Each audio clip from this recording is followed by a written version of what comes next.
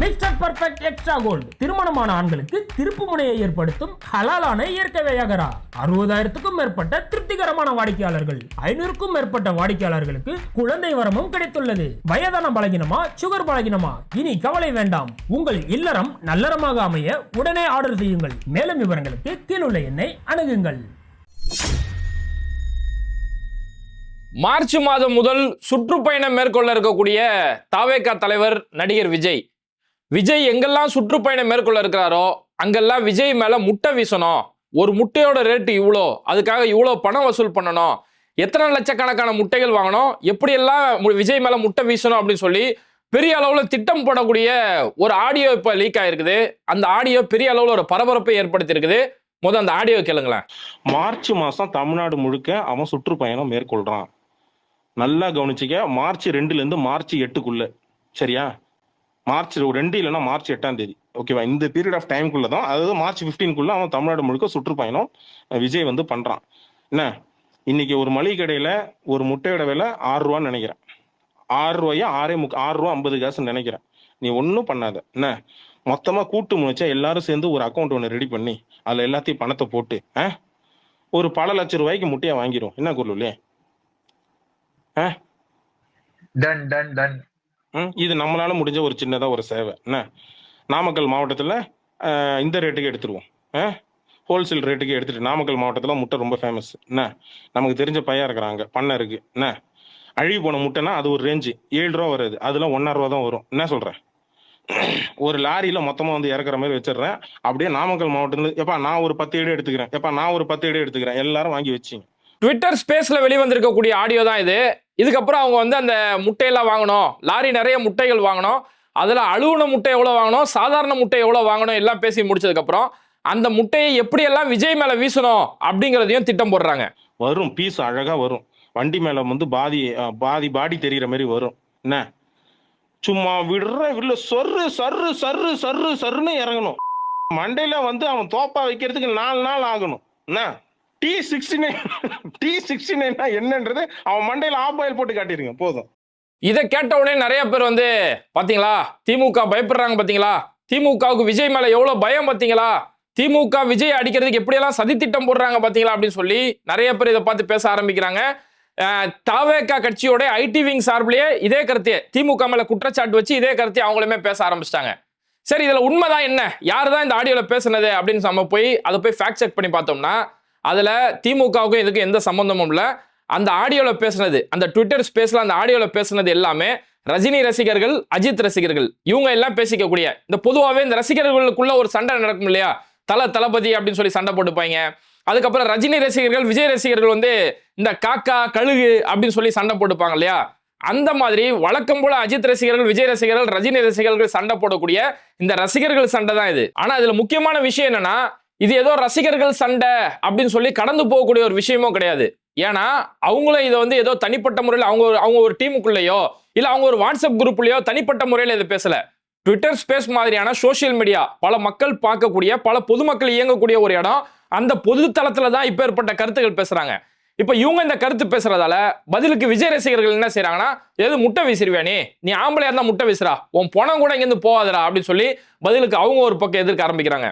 அப்போ அது இல்லாம ஆளாளுக்கு எடிட் பண்ண வேலை இப்ப ஆரம்பிச்சிட்டாங்க. இப்ப என்னன்னா, ரஜினி மேல முட்டை வீசுற மாதிரி விஜய் ரசிகர்கள் எடிட் பண்றாங்க, ரஜினியோட தலை மேல முட்டை இருக்கிற மாதிரி, ஆம்லெட் போடுற மாதிரி அப்படிலாம் எடிட் பண்றாங்க. பதிலுக்கு அவங்க விஜய் மேல முட்டை வீசுற மாதிரி இப்படி எல்லாம் எடிட் பண்ணி இந்த ட்விட்டர் ஸ்பேஸ்ல இப்படி வரம்பு இல்லாம பேசக்கூடிய இந்த விதம் ரொம்ப மோசமா போயிட்டு இருக்கு. இது இப்ப அடுத்த கட்டமா கட்சிகளை நோக்கியும் இந்த தாக்குதல் நடக்க ஆரம்பிக்கிறது பாக்குறோம். ஏன்னா இத்தனை நாளா ரசிகர்களா இருந்தவங்க இப்ப கட்சி தொண்டர்களா மாறுறாங்க இல்லையா, அதனால விஜய் ரசிகர்கள் ஒரு சிலர் என்ன செய்யறாங்கன்னா, திமுகவை பார்த்தோம், அதிமுகவை பார்த்தோம், இதே மாதிரி தரக்குறைவான வார்த்தைகள், ரொம்ப அநாகரிகமான வார்த்தைகளை இதே ட்விட்டர் ஸ்பேஸ்ல பேசுறாங்க. அது சம்பந்தமான எல்லா ஆடியோவும் நம்ம கையில இருக்கு. ஆனா அது சோசியல் மீடியா நம்மளால வெளியில காட்ட முடியல, அந்த அளவுக்கு ரொம்ப அநாகரிகமா அதுல பேசி வச்சுட்டு இருக்கிறாங்க. கலைஞரை பத்தி அவ்வளவு தரக்குறைவா பேசுறாங்க. தமிழ்நாடு முதலமைச்சர் மு க ஸ்டாலினை பத்தி, உதயநிதி ஸ்டாலினை பத்தி, உதயநிதி அவளுடைய மனைவியை பத்தி நம்மளாம் சொல்ல முடியாத அளவுக்கு அவ்வளவு தரக்குறைவான வார்த்தைகளை ட்விட்டர் ஸ்பேஸ் மாதிரியான பொது தளங்கள்ல இது மாதிரியான வார்த்தைகளை பேசிட்டு இருக்கிறாங்க. ஏன்னா இந்த தற்குறிகளுக்கு கலைஞர்னா யாரு, அந்த கலைஞர் இந்த தமிழ்நாடு முன்னேறதுக்கு என்னெல்லாம் செஞ்சிருக்கிறாரு, இன்னைக்கு இந்த தமிழ்நாடு இந்தியாவிலே முன்னேறின ஒரு மாநிலமா இருக்குன்னா, ஒரு சுயமரியாதை மாநிலமா இருக்குன்னா அதுக்கு கலைஞர்லாம் என்ன செஞ்சிருக்கிறாருன்னு சொல்லி இந்த தற்குறிகளுக்கு எதுவுமே தெரியாது. ஏன்னா இவனுக்கு தெரிஞ்சதெல்லாம் படம் வரும்போது போஸ்டர் ஓட்டணும், அங்க போய் பேனர் கட் அவுட் ஓட்டணும், அந்த கட் அவுட்டுக்கு பால் ஊத்தணும், இது மட்டும் தான் இவனுக்கு தெரியும்.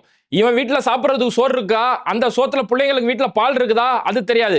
அவன் அவனோட தலைவனுக்கு போய் நான் பேனர் ஓட்டுறேன், நான் போய் பாலாபிஷேகம் பண்றேன்னு சொல்லி இதுதான் இவங்களுக்கு தெரியும். கலைஞர் எப்பேற்பட்ட திட்டங்களை இந்த தமிழ்நாடு கொண்டு வந்திருக்கிறாரு. அன்னைக்கு காலத்துல கைரிக்ஷா இழுக்கக்கூடிய முறை இருந்துச்சு. கைரிக்ஷா இழுத்து அதை மக்கள் வருமானமா பயன்படுத்திட்டு இருந்தாங்க.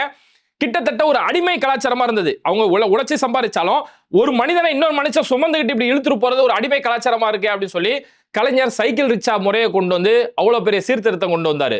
நம்ம ரோட்ல நடந்து போகும்போது பிச்சைக்காரர்களை பார்ப்போம், பிச்சைக்காரர்கள் தொழுநோயாளிகளை பார்ப்போம், அவங்களுக்கு நம்ம பிச்சை போடுவோம், யாசகம் போடுவோம், அப்படி நம்மெல்லாம் அவங்கள ஒரு கேரா கூட நினைக்காத மக்கள் அவங்க. கலைஞர் பிச்சைக்காரர்கள் மறுவாழ்வு திட்டம், தொழுநோயாளிகள் மறுவாழ்வு திட்டம் சொல்லி அவங்களுடைய மறுவாழ்வையும் யோசிச்சதும் அந்த கலைஞர் தான். இன்னைக்கு இலவச மின்சாரம் அப்படின்னு நம்ம கேட்கிறோம், 100 யூனிட் வரைக்கும் இலவச மின்சாரம் அப்படிங்கிறோம். அந்த திட்டம் ஏன் கொண்டு வரப்பட்டுச்சு? எத்தனையோ கிராமங்கள்ல இருக்கக்கூடிய பல மக்களுக்கு அவங்களுக்கு மின்சாரமே கிடையாது. அந்த அகல் விளக்குல, சிமிலி விளக்குல அதுலயே தான் அவங்க காலகாலமா வாழ்ந்துட்டு இருந்த மக்கள். அப்ப அவங்களுக்கும் மின்சாரம் போய் சேரணும். அப்ப மின்சாரம் அவங்க வாங்கணும்னா அந்த மின்சாரத்துக்கு மாசம் மாசம் அவங்களால இபி பில் கட்ட முடியாது. அதனால அவங்களோட பயன்பாட்டுக்காக ஒரு 100 யூனிட், அவங்களுக்கு 100 யூனிட்ல ஆக போறது இல்ல, அதனால 100 யூனிட் வரைக்கும் மின்சாரம் இலவசம். அப்படிங்கும் போது இங்க எல்லா இடங்கள்லயுமே, எல்லா கிராமங்கள்ல, பட்டி தொட்டி எல்லா இடங்கள்லயுமே இன்னைக்கு கரண்டோட மக்கள் வாழ்றாங்க. அப்படின்னா அதுவுமே கலைஞர் கொண்டு வந்த திட்டம் தான். இன்னைக்கே நீங்க உத்தரப்பிரதேசம் மாதிரி பல கிராமங்கள், குக்கிராமங்கள் உள்ள போய் பாத்தீங்கன்னா அங்க கரண்ட் வசதியோ கழிப்பட வசதியோ எதுவுமே இருக்காது. இன்னைக்கு நம்ம தமிழ்நாட்டில் அப்படி ஒரு நிலைமை இல்லாம எல்லார் வீட்லயுமே மின்சாரம் இருக்கு அப்படின்னாலும் அதுவும் கலைஞர் கொண்டு வந்த திட்டம் தான். இன்னைக்கு வட மாநிலங்கள்ல பெண்களுக்கு சொத்து உரிமை கொடுக்க கூடாது, பொம்பளைங்களுக்கு எதுக்கு சொத்துல உரிமைன்னு சொல்லி நீதிமன்றம் வரைக்கும் போய் வழக்கு போடக்கூடிய நேரத்துல இங்க தமிழ்நாட்டுல கலைஞர் என்னைக்கோ பெண்களுக்கு சொத்துல சமபங்கு உரிமை அப்படின்னு சொல்லி அதை ஆக்கப்பூர்வமா சட்ட ரீதியாக கொண்டு வந்ததும் கலைஞர் தான். இது எல்லாத்துக்கும் மேல மக்கள் வசிக்கக்கூடிய வசிப்பிடத்துல கூட சாதி ரீதியான பாகுபாடு இருக்கக்கூடாதுன்னு சொல்லி கலைஞர் சமத்துவபுரம், எல்லாருமே சமந்தான் சொல்லி சமத்துவபுரம் சொல்லி ஒரு அழகான திட்டம் கொண்டு வந்தாரு. இதை விட ரொம்ப முக்கியமானது இலவச பஸ் பாஸ் திட்டம். ஏன்னா ஏழை மாணவர்கள் ரொம்ப கிராமங்கள்ல இருக்கிறாங்க, அவங்க போய் ஒரு பள்ளிக்கோ கல்லூரிக்கோ தூரமா போய் படிக்க முடியல, அதுக்காக பஸ்ஸுக்கு தினமும் செலவு பண்ண முடியலன்னு சொல்லி இதனால அவங்களுடைய கல்வி தடைப்பட்டு போகக்கூடாதுங்கிறதுக்காக கலைஞர் இலவச பஸ் பாஸ் திட்டம் கொண்டு வராரு, இலவச சைக்கிள் திட்டம். அந்த மாதிரி எத்தனையோ திட்டங்கள் கொண்டு வந்ததால் தான் இன்னைக்கு கல்வி ரீதியா, முன்னேற்ற ரீதியா, தொழில் ரீதியா எல்லா விஷயத்திலுமே தமிழ்நாடு இன்னைக்கு முன்னேறி இருக்குன்னா அது கலைஞர் மாதிரி இந்த திராவிட சித்தாந்தத்துல பல தலைவர்கள் உருவாக்கின விஷயம், அதுக்கு அவங்க போட்ட விதை தான். இது எதுவுமே இந்த தற்கொலைகளுக்கு தெரியாது. நேற்று வரைக்கும் கட் அவுட் ஓட்டிக்கிட்டு பாலாபிஷேகம் செஞ்சுட்டு ரசிகர்களா இருந்தா இன்னைக்கு அவங்க புதுசாக அரசியலுக்கு வராங்க இல்லையா, அதனால இது மாதிரி தற்குறித்தனமா பேசக்கூடிய பேச்சுகள். இந்த பேச்சு என்னன்னா யாரையும் விமர்சனம் செய்யலாம், அது ரொம்பவே வரம்பு மீறி அவங்களுடைய குடும்பத்தை நோக்கி, அவங்க குடும்ப பெண்களை நோக்கி இவ்வளவு மோசமா பேசும்போது கண்டிப்பா காவல்துறை இந்த விஷயத்துல நடவடிக்கை எடுத்தே ஆகணும்.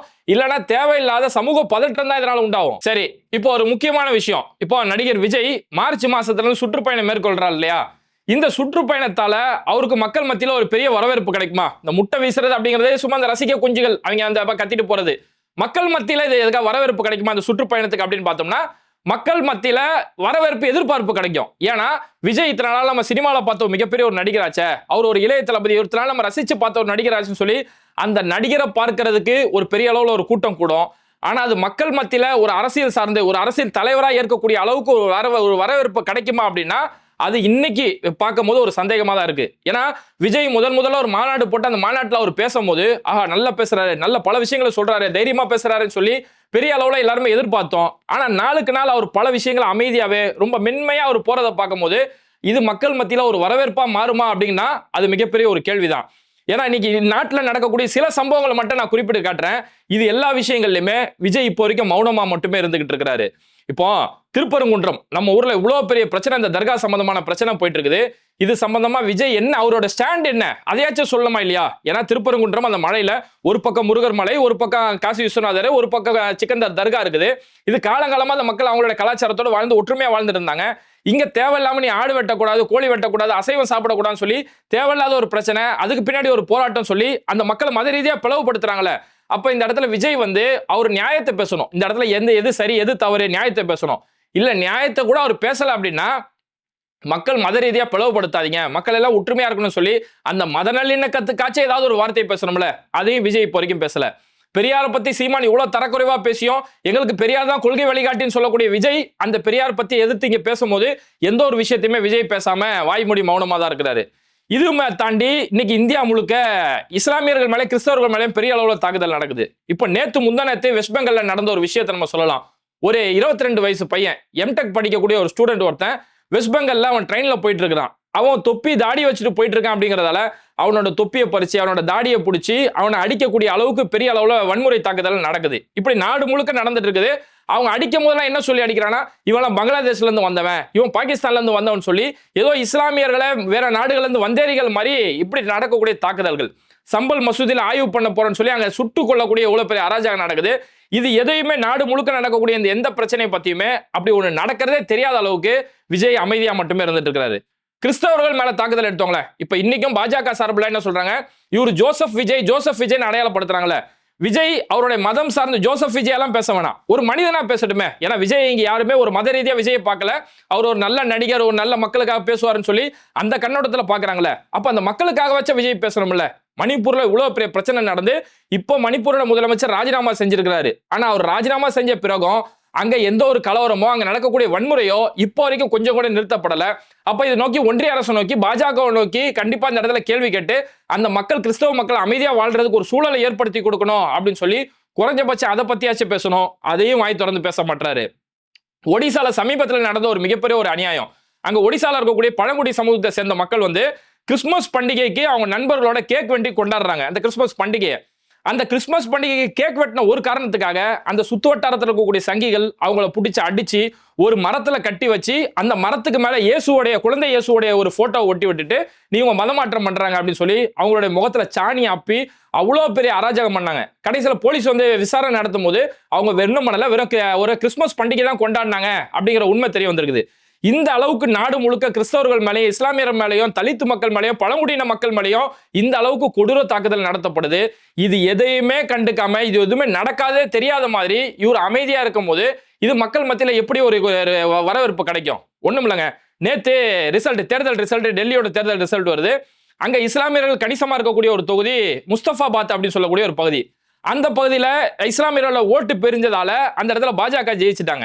இப்ப பாஜக ஜெயிச்சதுக்கு பிறகு அந்த பாஜகவுடைய எம்எல்ஏ இன்னைக்கு ஜெயிச்சதுக்கு பிறகு என்ன சொல்றாருன்னா, இத்தனை ஆண்டு காலமா முஸ்தபாபாத் இருக்கக்கூடிய ஊரை நான் இந்த ஊரோட பேரே மாத்திடுவேன், சிவன்பூரி அப்படின்னு சொல்லி இந்த ஊரை பேரை மாத்த போறேன்னு சொல்லி அந்த ஊர்ல பேரை மாத்தி தேவையில்லாத ஒரு பதட்டத்தை இஸ்லாமியர்கள் வசிக்கக்கூடிய இடத்துல அவங்களுடைய பெயர் கூட ஒரு அடையாளமா இருக்கக்கூடாதுன்னு சொல்லி இப்ப ஏற்பட்ட பிரச்சனைகளை வெறும் ஒரு மதவாத அரசியல் மட்டுமே கையில எடுக்கிறாங்க.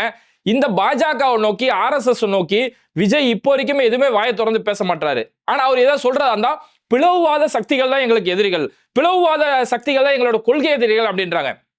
பிளவுவாத சக்திகள் யாருப்பா அந்த பிளவுவாதம் அப்படின்னு சொல்லி அந்த பிளவுவாதம் செய்யறவங்க யாரு, அந்த RSS யாரு, பாஜக யாரு, அதோட தலைவர்கள் யாருன்னு சொல்லி அதை குறிப்பிட்டு பேசாம வெறும் நான் மேம்போக்க அரசியல் செஞ்சுட்டு போயிருவேன், அப்படியே ஒரு லைட்டா அப்படி அரசியல் பண்ணிட்டு போயிருவேன்னா அது கண்டிப்பா மக்கள் இடத்துல எந்த ஒரு வரவேற்பும் கிடைக்காது. அதனால விஜய் அவருடைய ஸ்டாண்ட் எது, மக்களுக்காக களத்துல நின்றா மட்டும்தான் அவரால் இங்க களத்துல மக்களோட மனசுல வெல்ல முடியும் அப்படிங்கறதான் கலை யதார்த்தம்.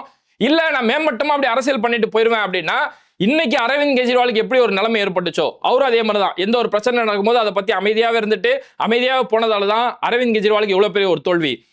ஆந்திராவுடைய ஜெகன்மோகன் ரெட்டி அவருமே அந்த மாதிரி தான். எந்த ஒரு பிரச்சனை நடக்கும் போதும் ஏதோ நான் இந்த ஊர்லயே இல்லப்பா அப்படிங்கிற மாதிரி ஜெகன்மோகன் ரெட்டி இருந்தாரு. ஒரு கட்டத்தில் அவரும் பெரிய அளவில் தோல்வியை தழுவிட்டு போனாரு.